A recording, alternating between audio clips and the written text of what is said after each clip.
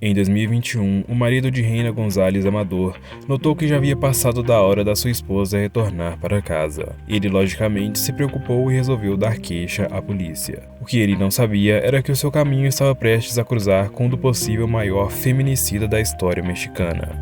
Este é o caso de Andrés Filomeno Mendonça Celis, o canibal de Atizapán.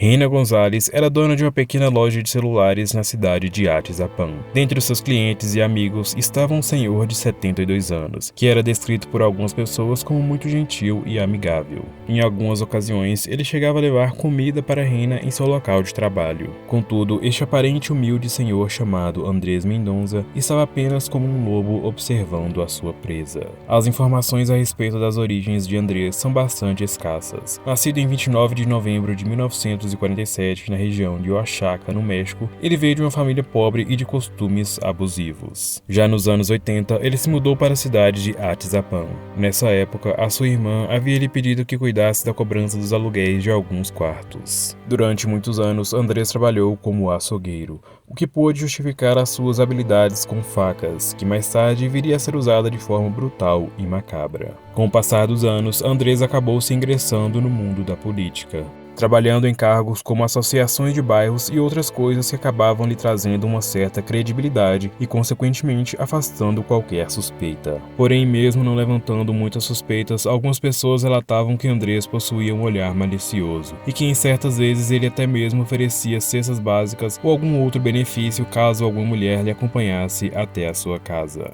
Não há registros de que Andrés tinha uma esposa ou algo do tipo. Segundo informações, ele costumava frequentar alguns bares da região e depois de beber na companhia de alguma mulher, ele acabava a convidando para sua casa. E como dito anteriormente, Andrés era o retrato de um homem confiável, então as mulheres abordadas por ele acabavam não tendo nenhum receio de o acompanhar. Em 2016, as investigações que cuidavam do caso do desaparecimento de uma mulher e seu filho acabaram tendo como suspeito a última pessoa com quem ela teve contato. E essa pessoa se tratava de Andrés Mendonça. Porém, após um rápido depoimento, Andrés foi liberado sem que houvesse qualquer investigação um pouco mais aprofundada em sua versão da história.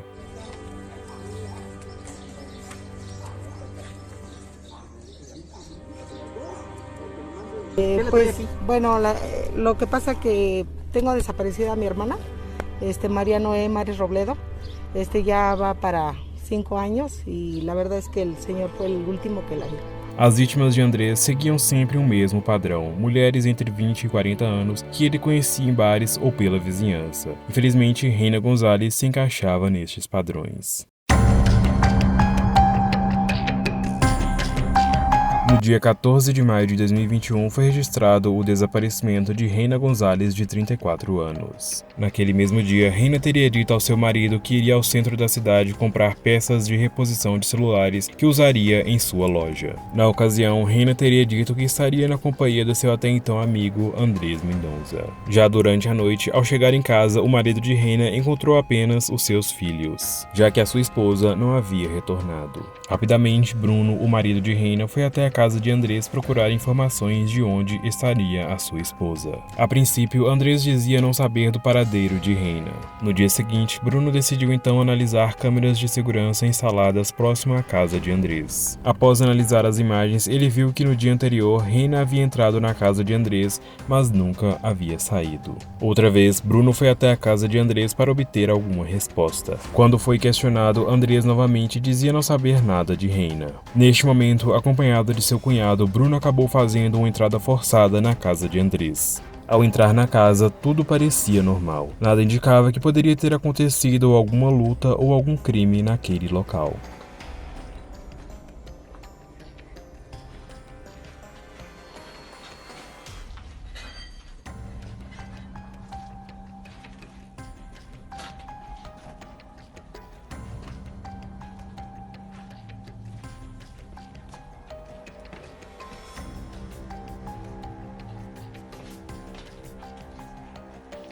No quarto de Andrés havia algumas caixas que, ao serem movidas, revelaram que havia um porão na casa. Já dentro do porão, Bruno encontrou partes de um corpo enroladas em tecidos. Logo adiante, em uma mesa de jantar, ele pôde notar alguns restos como couro cabeludo desprendido do crânio e um rosto humano recortado da face.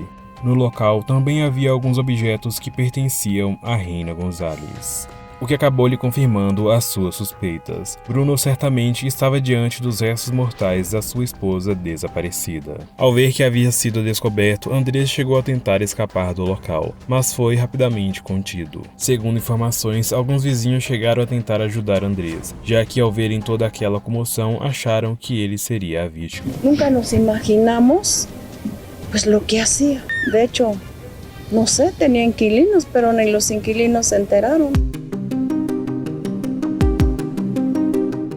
Ao chegar no local do crime, a polícia percebeu imediatamente que se tratava de algo muito maior do que eles imaginavam. Logo, uma grande equipe forense foi acionada. No porão de Andrés, a polícia disse ter encontrado os pés de uma mulher cortados na altura do tornozelo. Eles estavam em cima de uma cadeira ao lado de um facão e outros instrumentos cortantes. Além dos restos que estavam na mesa, dentro de alguns potes plásticos, outras partes como órgãos, possivelmente de rena, também puderam ser encontradas. Segundo a polícia, algumas partes se podia notar que haviam sido cobertas de sal, provavelmente para preservar a carne em bom estado. A ideia de que se tratava apenas de um crime isolado logo foi descartada, já que vários celulares, 12 chips telefônicos, roupas, maquiagens e diversos pertences acabaram sendo encontrados no local.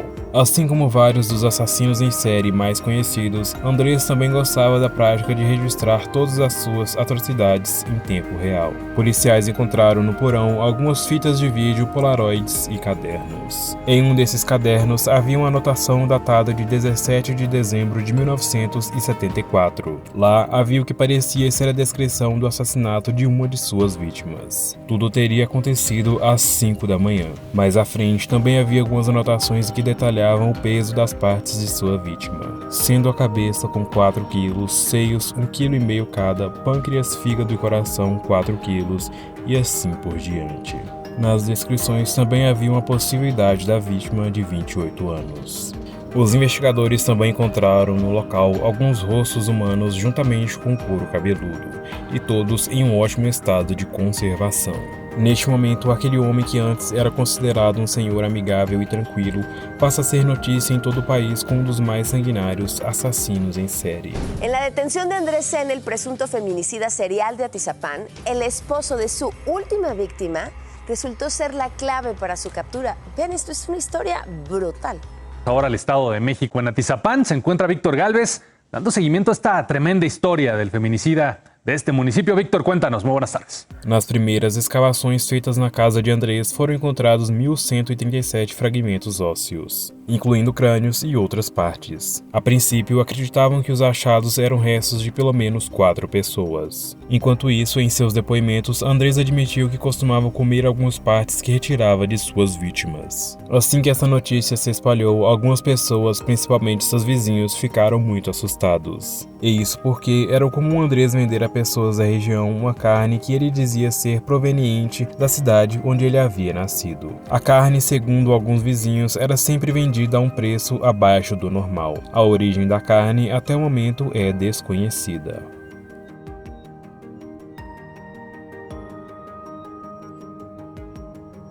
Com o passar dos anos, algumas mulheres vieram a desaparecer. Porém, a polícia nunca chegou a desconfiar que poderia se tratar de vítimas de um assassino em série. Em 6 de agosto de 2011, uma mulher que trabalhava em um bar chamada Norma Jimenez, de 41 anos, desapareceu. Este bar era comumente frequentado por Andrés Mendonça. Na noite do seu desaparecimento, ela chegou a avisar a família que chegaria em casa por volta das 10 horas. Mas, infelizmente, isso nunca aconteceu. Norma Jimenez foi convidada a ir até a casa de Andrés em troca de dinheiro. Quando já estava lá, Norma foi morta e enterrada.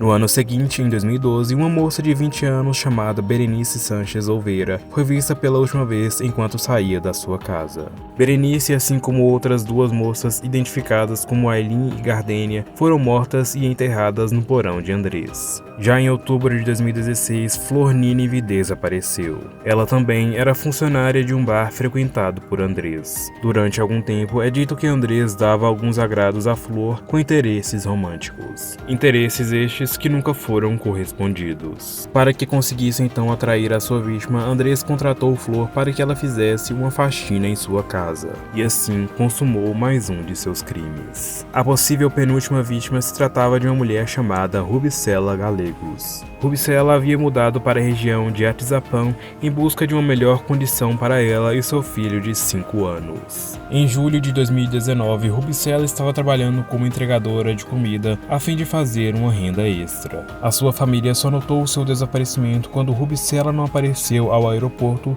para buscar a sua irmã, que iria passar alguns dias com ela. Quando a irmã de Rubicela chegou ao seu apartamento, ela encontrou seu sobrinho, que já se encontrava há pelo menos 5 dias sozinho em sua casa. C4, pues con esta información tan lamentable, sobre todo para la familia del señor Armando Gallegos, quien durante varios meses esperaba noticias sobre su hija Rubicela, quien desapareció en el año 2019. Finalmente le confirmaron que los restos óseos que fueron localizados en el domicilio del feminicida de Atizapán, Ciudad de México, pertenecían a su hija Rubicela Gallegos. Lo anterior fue notificado el 12 de noviembre, luego de un resultado de las pruebas de ADN a los que fue sometido su familiar. El señor Armando ha comentado que aunque estaba preparándose para recibir la noticia, obviamente fue muy doloroso tener que aceptar esta verdad. Em seus depoimentos, Andrés deu mais detalhes do seu modus operandi. A sua vítima era sempre escolhida por sua aparência. Ele então a convencia a ir até a sua casa com a promessa de alguma ajuda financeira. E em algum momento que a vítima já se encontrava no covil da morte e obviamente recusava as investidas de Andrés, ele as acertava com uma faca no pescoço ou no coração. E quando se certificava que ela já havia perdido a vida, começava o processo de desmembramento. É comum que alguns assassinos em série guardem consigo algo de sua vítima, como uma forma de troféu ou lembrança. Andrés conseguiu deixar isso um pouco mais macabro, já que parte do seu processo de desmembramento consistia em retirar o rosto e o couro cabeludo da sua vítima, pois em suas palavras ele achava muito bonito. Nos anos em que ocorreram estes desaparecimentos, a polícia não demonstrou muito empenho em investigar e não demorava muito até que esses casos fossem considerados como arquivados. Ao ser interrogado, Andrés contou como foi os últimos momentos de Reina González. Ele disse que, como ela costumava o dar atenção, ele imaginou que ela poderia, na verdade, ter algum tipo de interesse romântico. Quando chegaram na sua casa, ele disse que propôs que eles tivessem relações. Porém, ao ser recusado, Reina foi golpeada por Andrés no pescoço. Após isso, ela teria colocado a mão no local do ferimento e caiu no chão tendo uma convulsão. Em seguida, ele disse ter a chutado até que finalmente perdesse a vida. Depois, ele a cortou e colocou algumas partes em baldes, compondo toda aquela cena que foi encontrada pelo marido de Reina. Enquanto Andrés já estava detido, as autoridades foram abordadas por uma família que se voluntariou a fornecer suas amostras de DNA para que comparassem com as das vítimas encontradas na casa.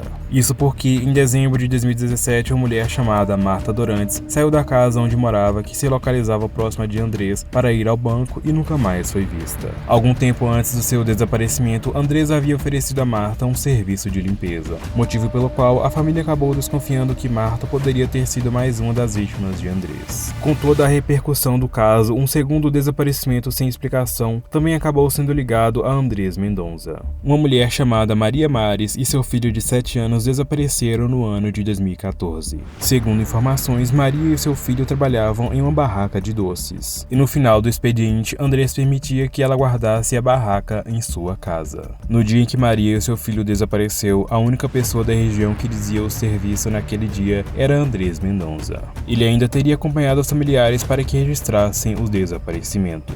Na casa de Andrés foram encontrados os restos de pelo menos 18 mulheres e uma criança.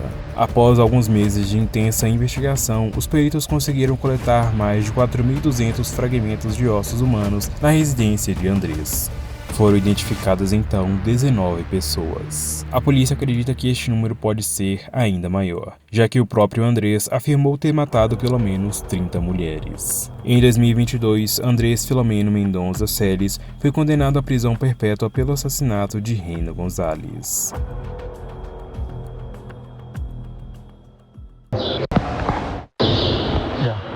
Ya lo que sucedió y ya. Yo sé que se arrepiente uno, pero demasiado tarde, ya sucedieron las cosas. Sea como sea, le digo, fuiste ratero, fuiste secuestrador, mataste, pues ya lo hizo, uno ya lo hizo.